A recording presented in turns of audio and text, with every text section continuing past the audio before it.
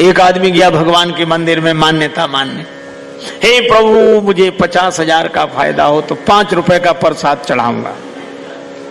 ले पहले ही चढ़ा दे। बोले पहले नहीं, ना हुआ फायदा तो 5 तो बेकार जाएंगे, जब हो जाएगा तब। संयोग से फायदा हो गया,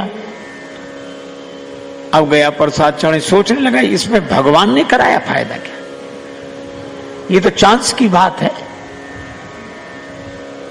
फिर सोचा अगर भगवान ने कराया होगा तो फायदा होगा नहीं, चलो चढ़ा देते। लेकिन अब गया, सोचा कितना चढ़ाऊं, 5 के हिसाब से आए तो बहुत हुई है।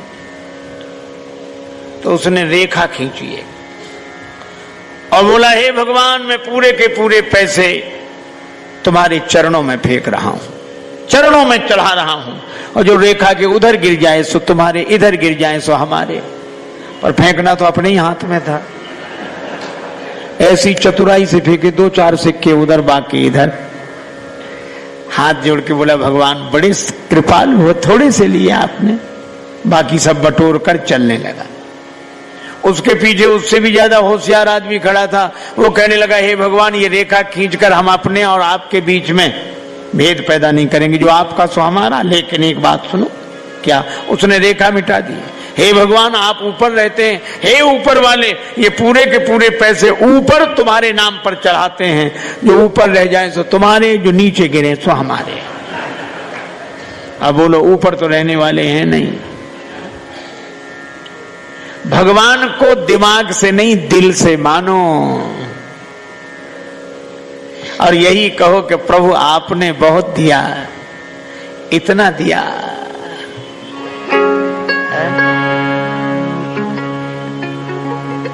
इतना दिया दाता ने मुझको जितनी मेरी औकात नहीं, इतना दिया दाता ने मुझको जितनी मेरी औकात नहीं। ये तो तेरा कर्म है दाता, मुझ में ऐसी बात नहीं। श्री राम जी के समान शील और स्नेह का निर्वाह करने वाला दूसरा और कौन है? ऐसे शील सिंधु कृपा सिंधु श्री राम विपिन वास करके नर लीला कर रहे हैं।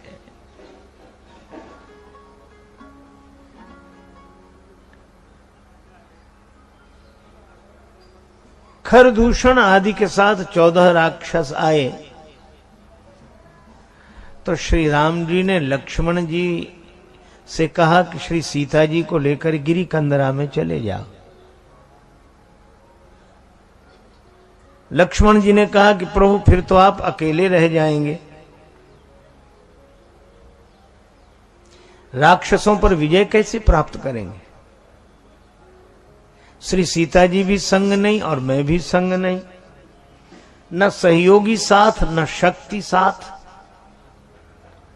श्री राम जी ने कहा इन राक्षसों पर विजय युक्ति से पाई जाती है। वह युक्ति क्या है? भगवान ने कहा अकेले रह जाओ। इतना बढ़िया संकेत है। श्री लक्ष्मण जी ने समझना चाहा, प्रभु ने कहा बाद में समझाएंगे, अभी जाओ। पर कितना सुंदर संकेत, राम जी अकेले रह गए। आप अकेले रह जाओ, विकारों से सुरक्षित हो।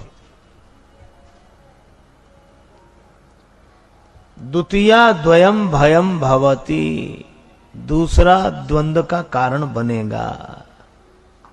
एक वकील साहब का बेटा कहता था पिताजी हमें अकेले में डर लगता है। पिता तार्किक वकील जो था कहने लगा अकेले में डर लग ही नहीं सकता। वकील का बेटा बोला हमको तो अकेले में ही डर लगता है।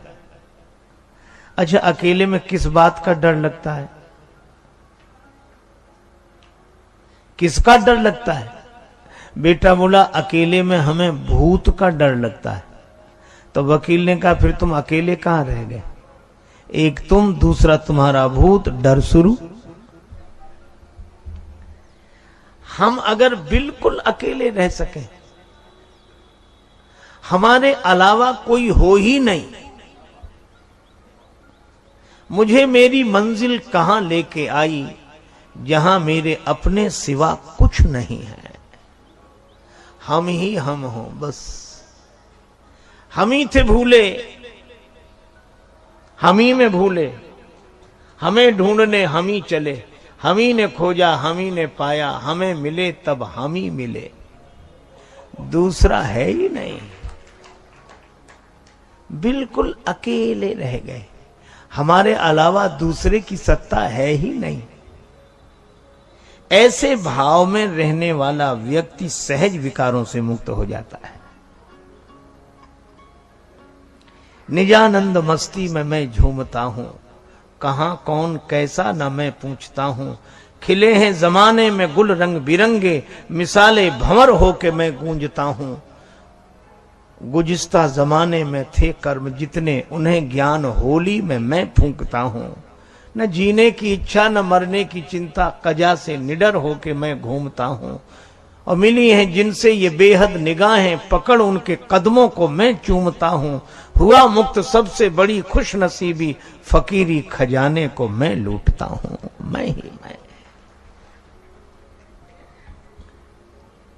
श्री स्वामी राम तीर्थ जी लिखते हैं, पानी के जहाज से यात्रा करते समय तूफान आया, लगा कि जहाज डूबने वाला है।